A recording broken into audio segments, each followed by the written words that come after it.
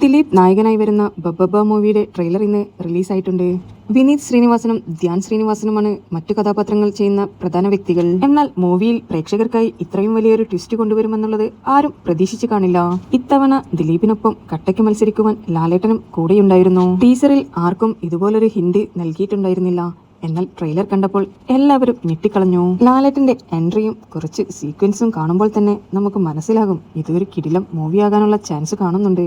ലാലേട്ടന്റെയും ദിലീപിന്റെയും ഫാനുകൾ ഒരുമിച്ച് കഴിഞ്ഞാൽ ഇത് സൂപ്പർ ഡ്യൂപ്പർ ഹിറ്റാകുവാനാണ് സാധ്യത കൂടുതൽ. ലാലേട്ടന്റെ ആദ്യ സീൻ കണ്ടപ്പോൾ പുലിമുരുകനിലെ ഒരു ടച്ചൊക്കെ തോന്നി.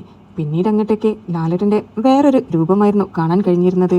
നമ്മുടെ RRR മൂവിയിലെ ഡാൻസ് പോലെ ദിലീപിന്റെയും ലാലേട്ടന്റെയും ഒരു കിടിലം ഡാൻസും നമുക്ക് ഈ മൂവിയിൽ പ്രതീക്ഷിക്കാവുന്നതാണ്.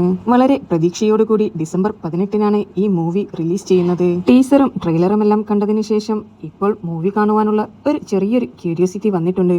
ഇനി ബാക്കി അപ്ഡേറ്റ്സ് മൂവി കണ്ടതിന് ശേഷം റിവ്യൂ ആയി പറയാം.